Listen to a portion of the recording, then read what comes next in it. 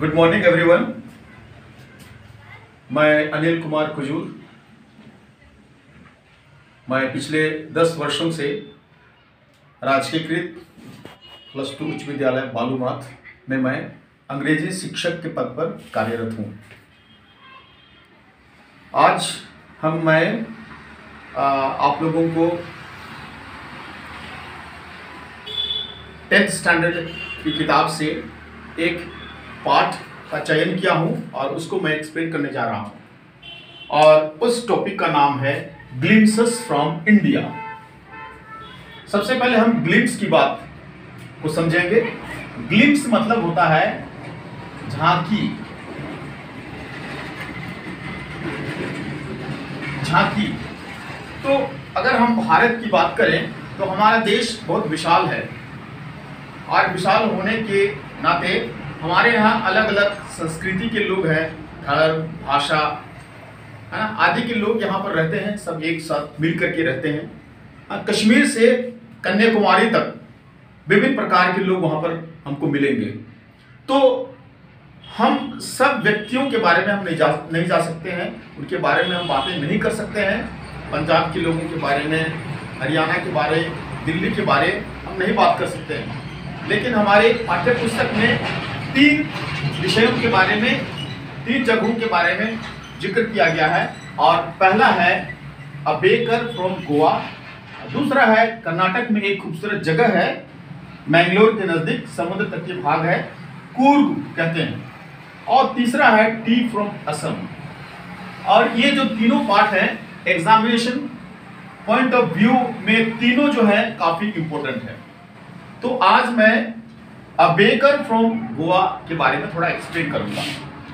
Baker किसको बोलते हैं हम? सबसे पहले आप समझिए, बेकर जो पावरोटी बनाते हैं या तो ब्रेड बनाने वाले को हम बेकर कहते हैं। और ये बेकर हम भारत के किसी कोने के बेकर के बारे में नहीं बात करेंगे, लेकिन गोवा के बारे में बात करेंगे। सबसे पहले हम ऐतिहासिक चीजों के बारे में थोड़ा सा गौर फरमाएंगे। यहाँ पे गोवा जो है एक उपनिवेश था। 1961 ईस्वी तक ये जो है पुर्तगालियों के अधीन में था और ये पुर्तगाली लोग 450 वर्षों तक वहां पर राज किए थे। और ये जो गोवा है 1987 में ये एक अलग राज्य बना। और यहाँ की खूबसूरती क्या है, एक गोवा जो है हमारे भारत का एक छोटा सा राज्य है, लेकिन इसमें बहुत सारी खूबसूरतियाँ हैं। सबसे पहले खूबसूरती क्या है कि यहाँ समुद्र तटीय भाग जो है, यहाँ पर बहुत सारे बीचेस हैं, वो बहुत खूबसूरत है। लेकिन आज हम उसके बारे में नहीं देखेंगे, हम देखेंगे कि ये जो बेकर कहाँ से आते हैं। चूंकि ये जो गोवा है ये पुर्तगालियों के अंडर में था, इसलिए 450 वर्षों का जो इतिहास रहा है वहाँ के जन जन के दिमाग में, है ना, ये जो ब्रेड खाने की जो परंपरा है विकसित हुई। आज भी ये जो ब्रेड वहाँ के लोग खाते हैं, उनके जीवन का एक अभिन्न हिस्सा है।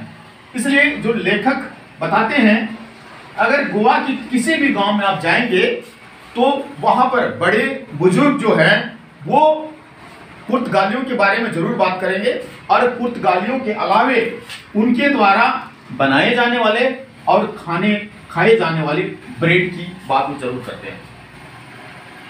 आज भी गोवा के गांव में चले जाएंगे तो पुर्तगाली तो चले गए भारत छोड़ करके, 61 में चले गए, लेकिन आज भी गोवा के गांव में बड़ी बड़ी भट्टियां हैं जिसमें पावरोटी बनाई जाती है।